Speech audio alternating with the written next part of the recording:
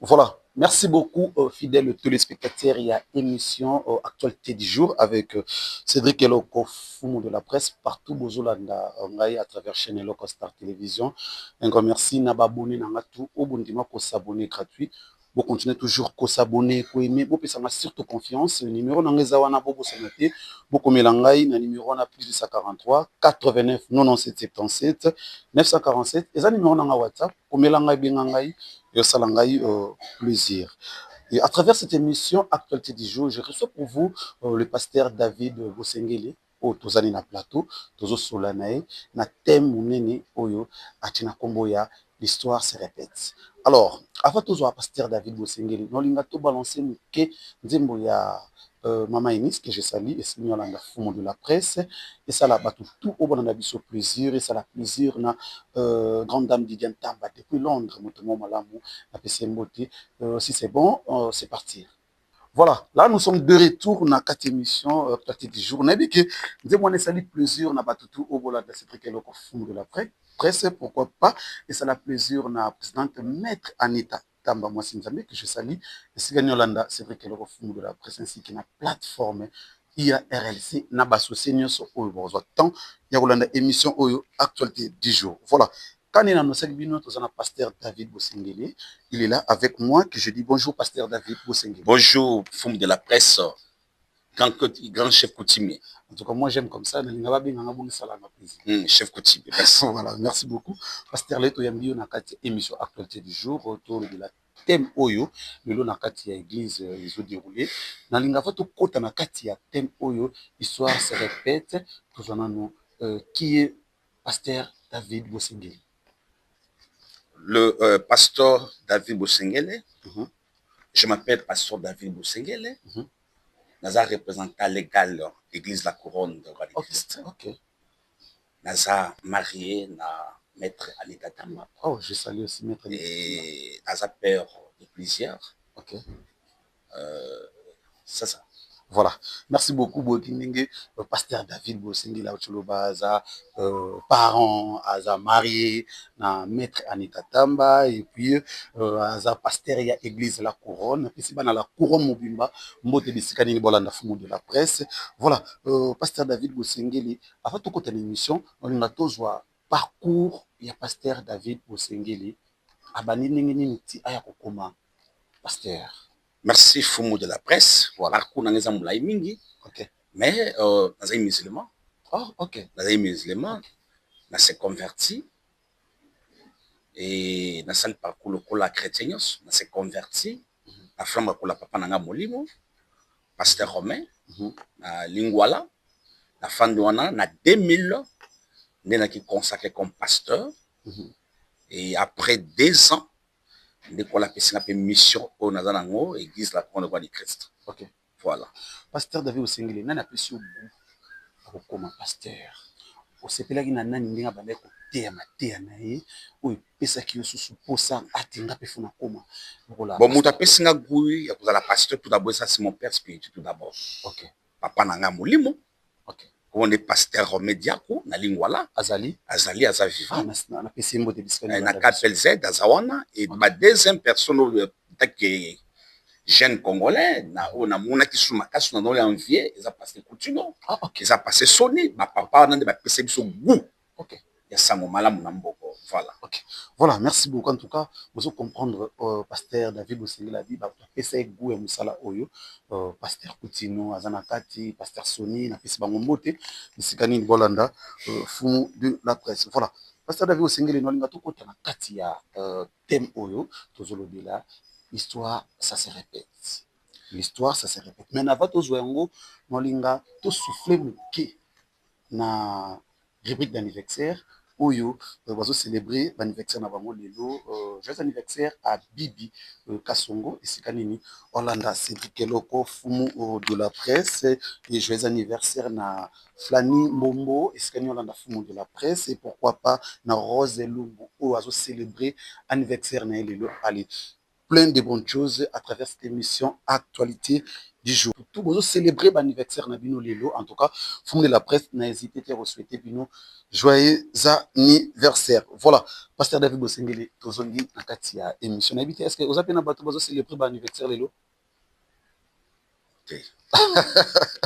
Voilà, tout côté Nakatia, histoire se répète. Pourquoi témoignage, histoire se répète? Témoignage, exactement comme ça, pendant une gêne de prière pendant 21 jours. Et c'est là que Dieu m'avait révélé pensée naïe par rapport à l'histoire, ça se répète. Ok. Est-ce que ça a quitté histoire mon comme là yo au bomba yango na motema nde olobi na bimisa yango lelo? Non, état que pasteur dans cause avec mon bon toutefois état que pasteur puis dans mutu mwindo. Ok. Parce que na kati ya mission dans mission na ngate pasteur, ils mission ya restauration. Ok. Et dans kati ya restauration dans le enseignement sur la délivrance. Qu'on aura toujours la délivrance pour la vie à bateau. Et pendant la prière, nde na tourné nzambe tour na lo banini. Et nzambe senga apisenga thème oyo l'histoire se répète. L'histoire se répète. Ouais. Voilà, et nakati ya témoin tout le monde qui ont invité qui ba pasteur si je peux dire 5 pasteurs na bishop moko ou ba intervenant qui na mateya wana. Alors est-ce que choix ya intervention ya ba pasteur nakati histoire se répète ezalaki choix na yo moko obengisaki bango ndenge olobi nzambe nde ya révélaki yo tozalaki nzambe mpe arévélaki yo bapaster wana obengisa bango mpo bopartage thème wana? Bon, par rapport à thème wana etake pasteur nzambe akoki korévele nga me nga mpe lokola mosali na ye il faut natala bato oyo na kobenga bango mpo baakompagne nga na mosala oyo kolapesi nga. azalaki choix na yo? Donc tout d'abord eza choix na nga natalaki mpe baexpérience ya bato wana na mosala oyo basalaka. Parce que chaque orateur, chaque homme de Dieu a une particularité. Alors, si on a pour nous, parce que dans la santé, il y a une particularité, même na katia, histoire, ça se répète dans la vie à bateau. Ok. Voilà, merci beaucoup. Et on a lancé appel na pasteur Nyonso ou participer qui na katia thème histoire se répète plateau yango yo na yamba bino to meka kosolola nini oboretena ki na katia histoire se répète et puis to meka kosolola nini boko pesa na basali ya na bana nzambe ba retenir nini na katia histoire se répète émission yango yo bo contacter na numéro wana na yamba bino to meka kosolola na kati émission na histoire se répète. Voilà. Premier jour, pasteur David Bosengele au télémaque liboso batozo te message na kati nzaki na premier jour na ko révéler bana nzambe na devisa ki mo histoire et na Bible l'histoire ça se répète et se répéta bana vie ba te belé mais na livre ya Jérémie 35 verset 1 tinase okomona eza na papa mo eza kokoboko comme na récapitule koko wana apesaki mot d'ordre ke bana na ye bakotikala ka jamais kotonga ndaku kosala bilanga kosala mosala mosusu mpe bakotika komela masanga te. Et ça fait que à cause de cette chose et se répétant dans la vie à bana na nyonso un jour nzambe atini prophète Jérémie kende melisa famille wana masanga.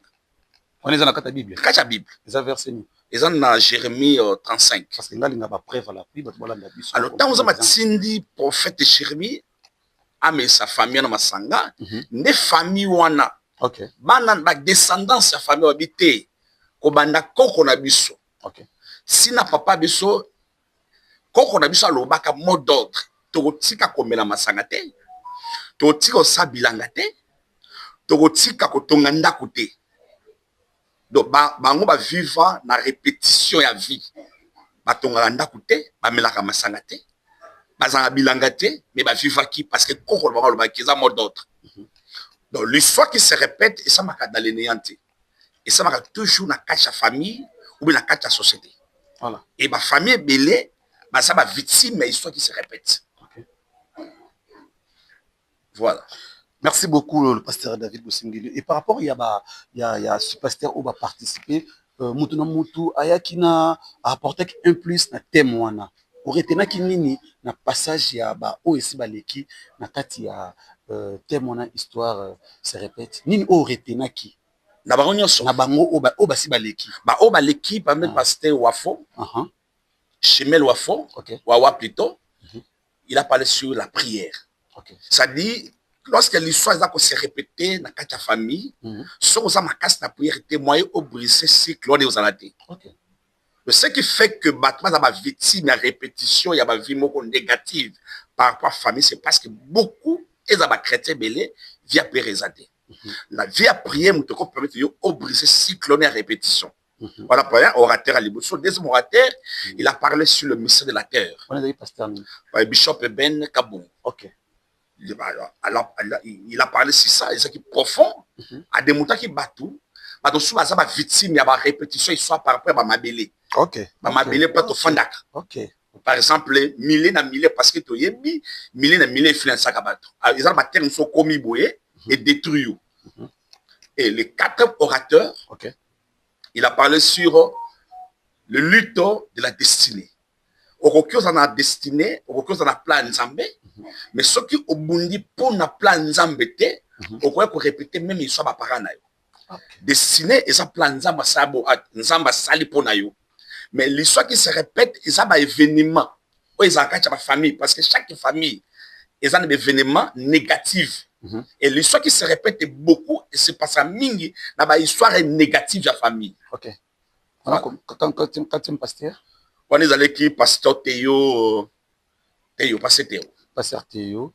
Baleki au moins déjà 3, 4 pasteurs. Déjà 4 après 5 baleki. 5 les baleki. Est-ce que ça satisfait na pasteur au baleki na katia thème na yo histoire ça se répète? Oui, naza format béni parce que l'intervention nos équipes puissant. Même ngamoko mukolo thème naza qui révolution na ba matin na bango. Vraiment tous ay béni makasi. Un mot par rapport à pasteur au baleki déjà ba olanda yo kolo. Vraiment na ngaki na remercier ba homme de Dieu nyonso au balekaki na église la couronne roi de Christ. Zambe apambo ba lotomo na bino pe babota na bino.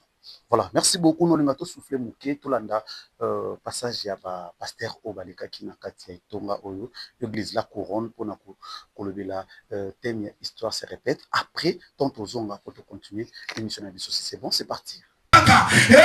Neti na barubu na famille moko boye famille wana yoka makabeleki jeune fille na bango kufi comme jeune fille akufi ba eko pesa ça ba pesa ça mama kulutu ya jeune fille wana ayoki kasa okay baby siko bazo sela bakangisa mbongo po bakene kokunda jeune garçon so kufi na famille. Qui va dégager? Parce que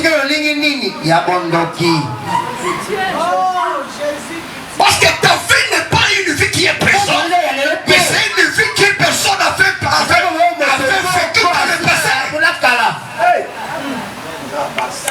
Et aujourd'hui, si l'histoire se répète, parce que tu es une ombre, tu es en train de vivre la vie d'une personne qui vivait déjà. Voilà, nous sommes de retour. Nabiki, ça lui plaisir, on a pas tout le monde. Surtout au moment où l'intervention, il y a un pasteur au baleki dans l'église La Couronne, au Lobeli, thème qui toko, histoire se répète. Nabiki, ça lui va tout plaisir. Pasteur, un mot par rapport à tout au baleki, et puis tout kende koshite muke na témoin message nous nous causa nango pour nous kosa ba nzambe mingi. Na ningina rendre action de grâce pour ba merci de ma pasteur nyonso balekaki. Na activité oyo l'histoire se répète. Vraiment nzambe apambula ba ministère na bango pe mabuta na bango. Et na ko continuer lo baké ce dimanche. Toko sala clôture par rapport ya pensée wana. Na kolobela ntina ya la jalousie en famille. Alors nazako benga bana ya nzambe na ville ya Kinshasa mobimba partout bozali boya bo participer na service à passer ça service moi makasi mingi parce que l'histoire se répète dans ma famille et il faut pas la base de jalousie. Donc on dévoiler le mystère de jalousie qui fait que l'histoire est répétée dans ma bota ebele. On est clôturer na. Yango ni ngai moko lote ki bishop na clôturer na. Donc, tous en a limité 12 mairies industrielles, avenue Mayelos, numéro 9, qui était au mandat de 9h à 12h30. Zambé à Pambola Bissomakashi. Voilà, merci beaucoup. On va profiter na benga banana nzambe et délai. Il y a tellement délai. Dimanche Oyo, na limité 12e industriel. En tout cas, on a venu Mayalos numéro 9. Il y a tout partager thème qui tout histoire se répète par le dit dimanche Oyo là plus jalousie. Jalousie. En tout cas, yaka kozangate numéro nangezawana komelanga plus 143 89 96 77 947. So komelanga en tout cas pour fumu de la presse parce que là déjà na kozalawana. Voilà. Pasteur tokomo kinabiso na masuka et tout na motuna concernant la prophétie. Prophétie. C'est quoi la prophétie? Et bon. Puis yami balé eza prophétie et yaka tango nini oyo esengeli mu pasteur alobela mutu prophétie. Bon, la prophétie tout d'abord eza don ensemble. OK. Eza don ensemble la prophétie eza don parmi les dons de l'esprit dans quatre églises. OK. Donc eza don eza inspiration divine. Qui nous a massépé à solo là alobela batu. OK. Est-ce que ça n'a pas façon oyo egoya pe oyebisa mutu parce que lelo prophétie moko ebimi et créer pe dégâts et créer polémique et créer mbelinga na ba réseaux sociaux otokomi komona ba ingir makamu songolo pakala bazo ko finga pasteur si je peux dire dans la direct bazo finga pasteur lokola yo na prophétie pesa ki ya match ya léopard alors prophétie wana est raté topoli 1-0 retour nango a komi kozwa mafinga alors tu dis ba prophétie. C'est quoi la prophétie? Bon, la prophétie, normalement, la prophétie, c'est l'autre définition. Et ça, pour nous, makambo et roya. Na kacha prophétie, ils ont autre bengi parole de connaissance. Mais tant na kacha vie à Kinshasa, on a ma confusion. OK. Prophétie, il y a makambo et roya à venir. Parole de connaissance, il y a présent. OK. Mais tant na vie à Kinshasa, on a ma confusion. OK. Ils ont mon très complexe. Okay. Bon, prophétie, Bible lobby, on reconnaît un prophète soit lobby Likambo et Salemi. Donc, ma prophétie, ils ont ma vie à Kinshasa ou Batazo Sala, ils ont pour na Matalana, ils ont pour na Matoaï Moutaïbana, ils ont pour na. Hein? Bah. Bon, oui, quand on est Congo, Kinshasa, il y a monde. Matani c'est pile ça. Matana baye. Ok. Donc, monsieur Zaka Natantana Lobakaka. Et Simba, gloire à Dieu. Et Simbute, nous moni. Donc, mingi ba prophétie, nous ba mingi zaka matalana. Parce que Nzamba lobi, les chrétiens. Les chrétiens sont inspirés lobi loba. Exact. Loanga na zwa ba prophétie. Nzamba ibsanga ke Kabila. Alors, tika pouvoir, à négocier, tika pouvoir, et salement. Dans la banque d'église. Bon, tout ça qui m'a ta télévision, tu as ta matalana. Ah, ok. Mais on peut sa message belé. Ok. Mais tu vas bon, ma émotion dans les rabats télévision. Ok. Les âmes à cause ça. Si nous avons lobby fait ça les.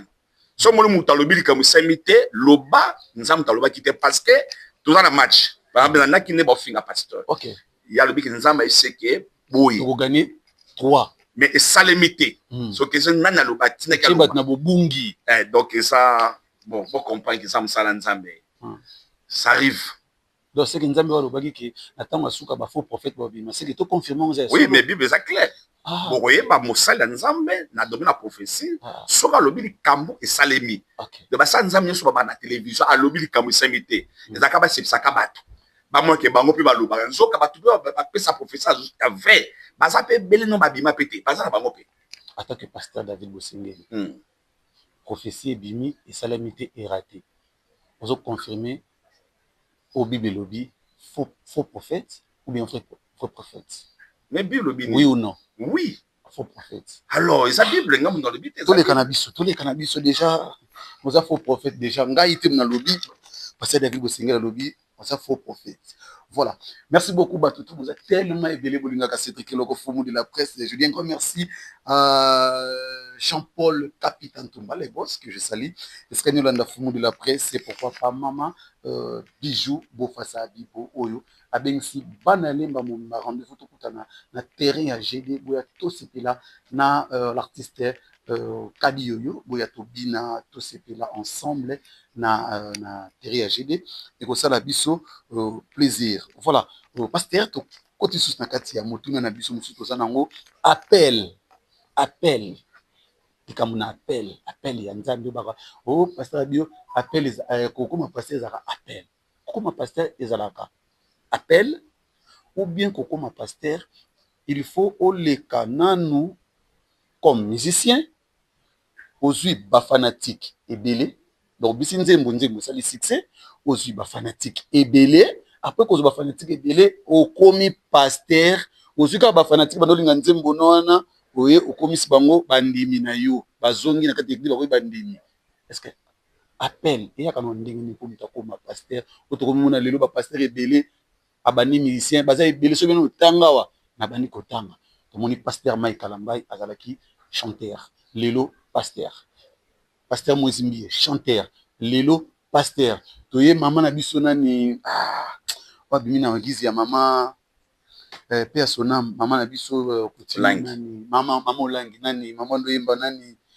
komboni sogeye nako mama Shabani voilà mama Shabani moyembi le pasteur parce que tellement ebele alors tout ba appel on ya ka ndenge ni pour mta comme pasteur bon appel ezali kambo ya nzambe tout d'abord c'est le choix de Dieu.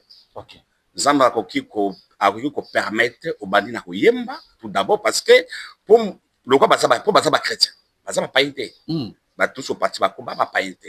Ils étaient dans l'église ba musicien ba chrétien ba chrétien baza converti ba bo metema nzamba na débit parce que ils ont dépend de la volonté nzambe abandi na ngo former bango ataye bango même pour ba comme musicien ba suppétant mbamoka ba comme musicien te mamo pe ba ebanete eza Mike zoloba ndeko Mike pasteur Mike nazo pasteur Mike aumina musala nzambe aza mutale na lobité aumina musala musique non kuba ko chrétien pas comme musicien azandi olanga lingwala aumela mtakala OK atomonika na gloire côté ngana ebe na lingwala ponga za mwana lingwa na pelset OK eza pasteur Moïse a mwana pasteur na umeli donc ils ont dépendre nzambe na diversité na binga mutu abengi parfois koyemba liboso après sima après ce fardeau à la pasteur to ko juger nzambe te ye moto ayebi ki nzambe na meminga bo menga ko comprendre nzambe bengi yemba après sima ko la pese mandat ou bien mission dans la pasteur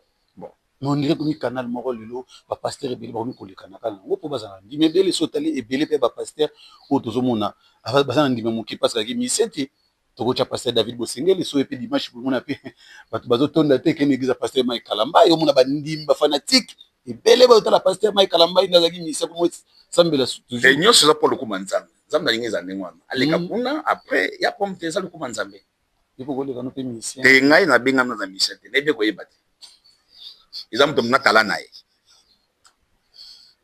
ngaka koteya na obikisa mima bato OK voilà merci beaucoup na batutu bola de cette que l'on de la presse le bien préféré nae aza pasteur ya boleka na ete na nzela ya azala moyembi alors batutu bola na fond de la presse beaucoup milango na numéro wana bokisanga est-ce que appel au pasteur Atoloba azana raison ou bien azana raison voilà pasteur toujours qui na biso émission donc aussi ça la question mutuna en tant que congolais pasteur mission soyebi lelo constitution na biso bato ebele bazoloba bamodifier bachanger pasteur ozalaka na biso awa na Congo oza na biso awa na Kinshasa malgré ere moko otikaka biso ozuma mobembo France Paris Dubaï kendaka me tozalaka no plus awa na kati ya Congo j'espère que oyebi actualité ezolekana pour le moment ya constitution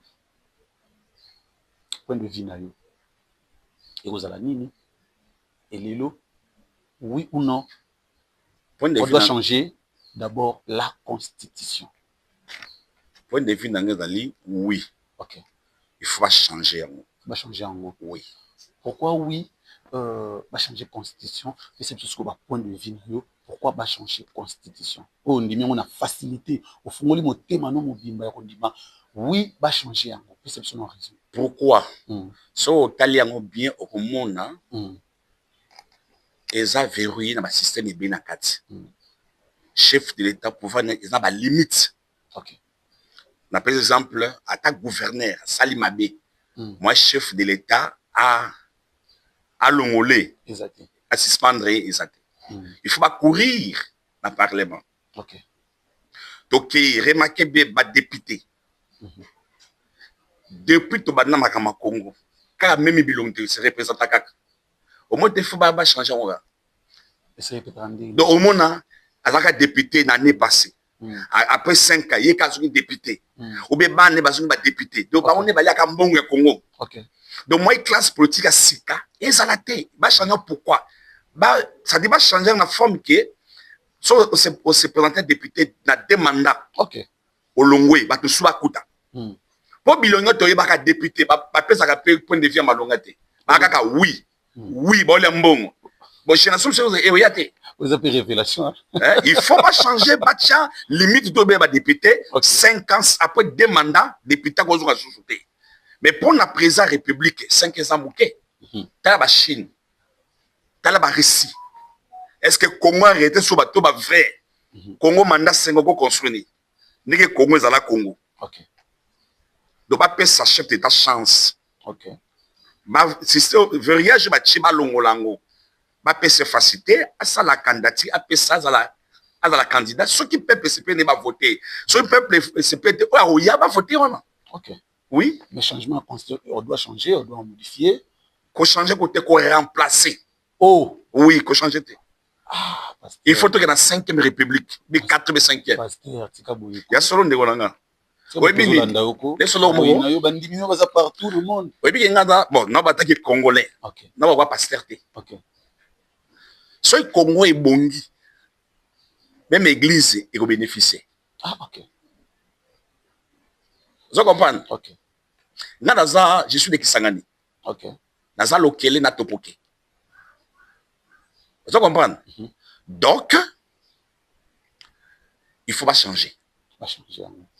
Au vu que le Kamobimisi est très important, les députés, les mandats, va remplacer Bilongi Moussou, des années. Donc, mon mandat ne faut élargir la président république. Mais les députés. Et ça a facilité. Même si on bénéficie. OK. Mais les députés, des mandats qui. Oui, il faut qu'il. Mandats qui. Oui. Est-ce que tu as sous bazate? Classe politique changer de. Il faut que classe politique changer. Ma jeune basée belé. Moi, je croyais que tu as élection tour ma jeune politique beaucoup belé. Mais na moi Bilongi ya kala ya Mobutu. Ya Kabila. Kaba on est bazongi. Bongo batasi kabazate. Il va s'appeler belé. Na l'église basée belé. Na catholique peut basée belé. Voilà, merci beaucoup, Pasteur David Bosengue. Tu vois, la boutique, tu Pasteur David Bosengue a posé candidature comme président de la République. Vrai ou faux? Faux. Voilà, merci beaucoup. Ton premier émission vers la fin. Il y a émission actualité du jour avec Cédric Eloko Fumu de la presse numéro 943 89 97 77 947. Voilà, joyeux anniversaire à Flanimbombo, Flanimbombo, Hollande Cédric Eloko, Fumu de la presse. Joyeux anniversaire à Bibi Kasongo. Joyeux anniversaire à Jean-Paul Capita Toumba. Voilà. Merci Mingi. Vous êtes tellement bien branchés scotchés à travers l'émission Oyo. Un grand merci derrière caméra. Cordon Lomami. Voilà, c'est ma caméra. Un grand merci et un grand merci encore à Maître Anita Mouassi Nzambe, Hollande Fumu de la presse. Et pourquoi pas la plateforme Monene IRLC. Maman Nabiso, notre secrétaire général. Maman.